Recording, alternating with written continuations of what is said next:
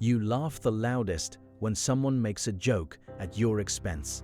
You've perfected the art of deflecting with charm, of making your ideas sound like suggestions so no one can accuse you of overreaching.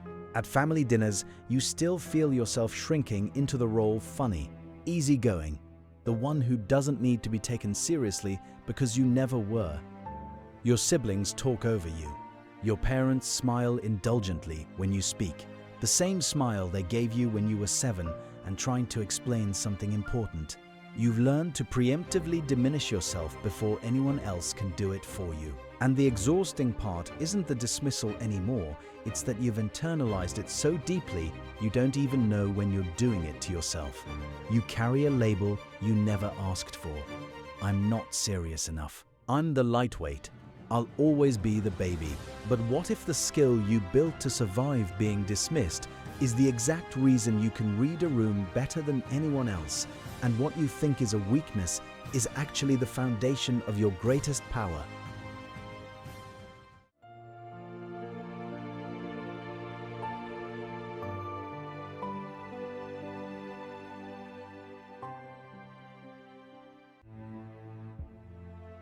You weren't imagining it.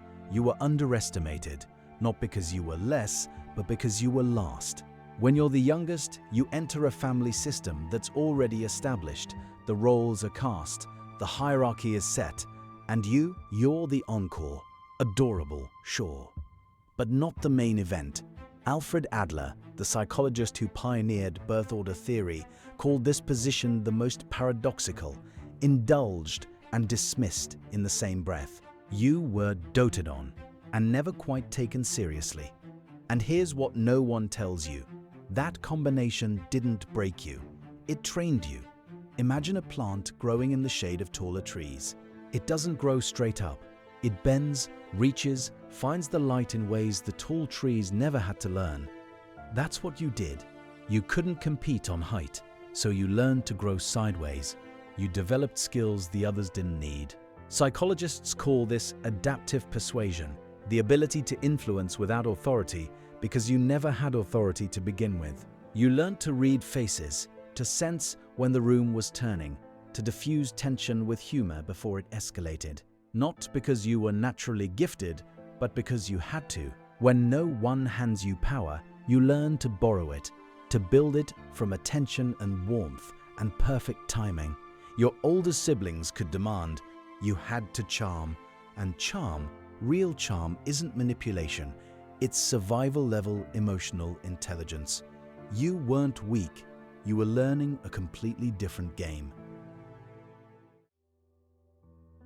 When you're born into a world where everyone is bigger, older, more competent, you don't compete on their terms. You invent new terms. You become the one who can make people feel good, who can diffuse tension, who can charm your way into being heard. Adler called this compensatory striving, the drive to overcome a perceived disadvantage by developing strengths in an entirely different domain. And the youngest child, you were compensating from day one. You couldn't be the responsible one. That was taken. You couldn't be the firstborn genius or the middle peacemaker.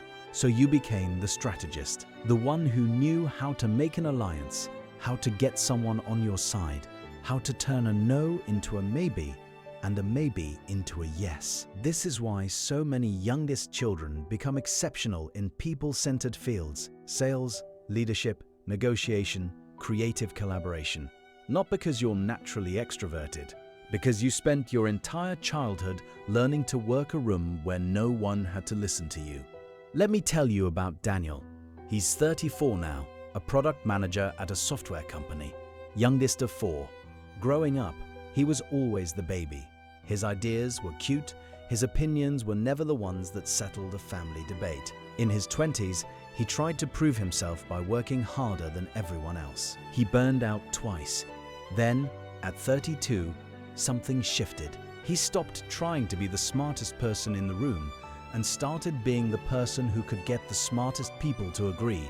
He realized his real skill wasn't technical, it was coalition building. He could get engineers, designers, and executives to align because he'd spent his childhood learning to navigate a room where no one had to listen to him. Now he leads cross-functional teams, and his so-called soft skills are his competitive advantage. What he thought was a deficit became his edge. But here's the part no one talks about. Even after you succeed, even after you've proven yourself a dozen times over, there's a grief that doesn't go away. The grief of never being taken seriously when it mattered, of having to earn every inch of respect that your older siblings were given by default. You can be brilliant at what you do and still feel like you're performing for an audience that will never fully see you. That exhaustion you feel, it's not because you're doing it wrong, it's because you've been doing it alone for so long. The people-pleasing you're tired of and the charisma you're praised for came from the same root, chronic dismissal. And you need to hear this. The grief is real and the power is real. They don't cancel each other out. You are allowed to honor both. You are not the lightweight. You are not the one who got lucky. You are the late bloomer who earned influence the hardest way, by never having it handed to you. That's not a consolation prize. That's a completely different kind of strength. The person who learns to lead without a title, to influence without authority, to read the room because they had to, that person doesn't just survive. They build something no one else can replicate. And if you're still carrying the label from childhood, "I'm not serious enough, I'll always be the baby," it's time to let it go. You were never the problem. You were underestimated. And what you built in response to that underestimation is the exact reason people feel safe around you, trust you, follow you.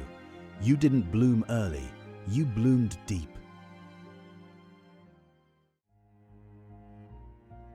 You still laugh at the joke, but now you know that the person who learned to laugh through dismissal also learned to lead without a title, to influence without authority, to bloom late and bloom deeply. At the next family dinner, when you feel yourself shrinking, remember, you're not small, you're strategic, you're not the lightweight, you're the one who turned underestimation into a superpower. The charm they took for granted is the same skill that gets entire rooms to move in your direction.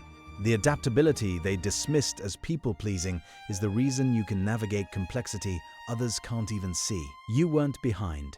You were learning a different game. And now, you're winning it. If you're the youngest, drop a comment with one thing you had to fight to be taken seriously for.